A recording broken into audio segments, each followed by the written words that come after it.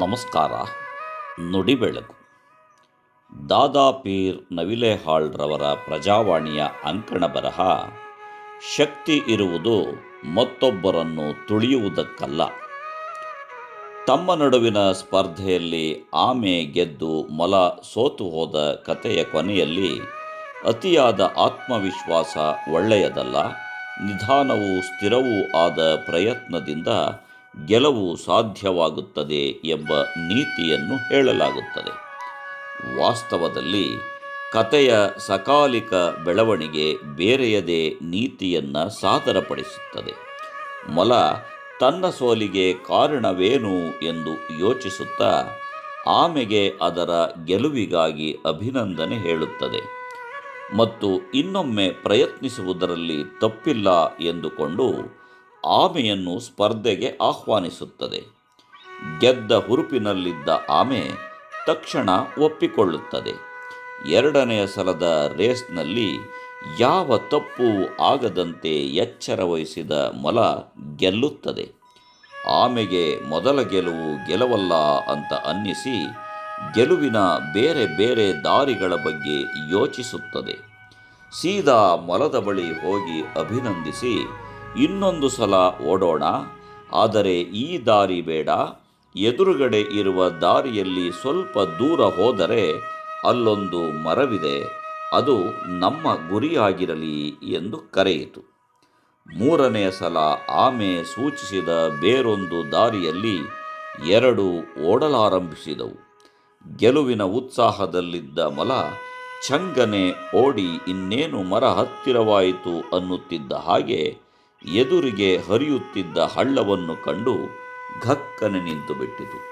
ಹಿಂದಿನಿಂದ ನಿಧಾನವಾಗಿ ಬಂದ ಆಮೆ ಸಲೀಸಾಗಿ ಹಳ್ಳದ ನೀರಿನಲ್ಲಿ ಈಜುತ್ತಾ ಸಾಗಿ ಮರದ ಬುಡಕ್ಕೆ ಆತುಕೊಂಡಿತು. ಮೊಲ ಈಚೆ ದಡದಲ್ಲಿ ಕುಳಿತು ಆಚೆ ದಡದಲ್ಲಿದ್ದ ಆಮೆಯನ್ನು ಅಭಿನಂದಿಸಿ ವಿಶ್ವಾಸದಿಂದ ಕರೆಯಿತು. ಹತ್ತಿರ ಬಂದ ಆಮೆಯ ಮುಖಕ್ಕೆ ಮುಖ ತಾಕಿಸಿ ಹೇಳುತ್ತದೆ, ನಾವಿಬ್ಬರೂ ತಪ್ಪು ಮಾಡುತ್ತಿದ್ದೇವೆ. ನಿನ್ನ ಬಲ ನೀರಿನಲ್ಲಿದೆ, ನನ್ನ ಬಲ ನೆಲದ ಮೇಲಿದೆ. ನೀರಿನಲ್ಲಿ ನೀನು ನನ್ನನ್ನು, ನೆಲದಲ್ಲಿ ನಾನು ನಿನ್ನನ್ನು ಹೊತ್ತು ನಡೆಯೋಣ. ನಾವು ಒಟ್ಟಾಗಿ ಗುರಿ ಸೇರಿದರೆ ಇಬ್ಬರಿಗೂ ಗೆಲುವು. ಮನುಷ್ಯ ಸಮಾಜಕ್ಕೆ ಬೇಕಾಗಿರುವ ನಿಲುವು ಇದು.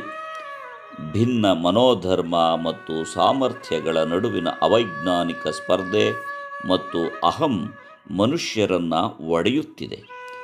ಬದುಕಿನ ಬಗೆಗೆ ಅಪಾರ ನಿರೀಕ್ಷೆಗಳು ನಮ್ಮಲ್ಲಿ ಪೈಪೋಟಿಗೆ ಕಾರಣವಾಗಿವೆ. ತಾನೇ ಗೆಲ್ಲಬೇಕು, ಎಲ್ಲವೂ ತನಗೇ ಬೇಕು ಎನ್ನುವ ಸ್ವಾರ್ಥದಲ್ಲಿ ದುರ್ಬಲರನ್ನು ಅವಮಾನಿಸುತ್ತಾ ಕೀಳಾಗಿ ಕಾಣುತ್ತಿದ್ದೇವೆ. ಅಹಂಕಾರ ಮತ್ತು ಕೀಳಿರಿಮೆಗಳನ್ನು ಬದಿಗಿಟ್ಟು ತಮ್ಮ ಕೌಶಲ ಹಾಗೂ ಸಾಮರ್ಥ್ಯದ ಆಳವನ್ನು ಅರಿತುಕೊಂಡು ಮುನ್ನಡೆದರೆ ಸಾಧನೆಯ ಹಾದಿ ತಾನಾಗೇ ತೆರೆದುಕೊಳ್ಳುತ್ತದೆ. ಬಲಶಾಲಿಗಳು ಮತ್ತು ದುರ್ಬಲರ ನಡುವಿನ ಸ್ಪರ್ಧೆ ಅವೈಜ್ಞಾನಿಕ ಮಾತ್ರವಲ್ಲ, ಪ್ರಜಾಸತ್ತಾತ್ಮಕವೂ ಅಲ್ಲ. ಯಾರೂ ಪ್ರತಿಭಾಶೂನ್ಯರಲ್ಲ. ಪ್ರತಿಭಾ ಕೌಶಲ್ಯವನ್ನು ಹೆಚ್ಚು ಕಡಿಮೆ ಎಂದು ಅಳೆಯುವುದು ಅಸಹಜವಾದ ಅಹಂ ಮತ್ತು ಕೀಳಿರಿಮೆ ಬೆಳೆಯಲು ಕಾರಣವಾಗುತ್ತದೆ. ಹಲವರನ್ನು ಹಿಂದಕ್ಕೆ ಸರಿಸಿ ಕೆಲವರು ಮುಂದೆ ಬಂದರೆ ಸಮಾಜದ ಒಟ್ಟಾರೆ ಪ್ರಗತಿಗೆ ಅಡ್ಡಿ, ಅಸಮತೋಲನಕ್ಕೆ ದಾರಿ. ಒಬ್ಬರು ಕೆಳಕ್ಕೆ ಬಿದ್ದಾಗ ಕೈ ಹಿಡಿದು ಎತ್ತುವುದು, ಹಿಂದೆ ಉಳಿದಾಗ ಒಂದರೆ ಕ್ಷಣ ನಿಂತು ಹೆಗಲಿಗೆ ಕೈ ಹಾಕಿ ಜೊತೆಗೂಡಿ ಸಾಗುವುದು ಪ್ರತಿಭೆಯ ಲಕ್ಷಣ. ಎಲ್ಲರನ್ನೂ ಒಳಗೊಳ್ಳುತ್ತಾ ನ್ಯಾಯಪಥದಲ್ಲಿ ಮುನ್ನಡೆಸುವುದು ವಿವೇಕ. ಸಮಾಜಕ್ಕೆ ಬೇಕಾಗಿರುವುದು ಹೀಗೆ ಒಬ್ಬರಿಗೊಬ್ಬರು ಆತುಕೊಳ್ಳುವ ಭಾವ. ಅದೇ ಪ್ರಜಾಸತ್ತೆಯ ಸೊಗಸನ್ನು ಹೆಚ್ಚಿಸುವ ಜೀವಕೋಶ. ನಮಸ್ಕಾರ. ಧನ್ಯವಾದಗಳು.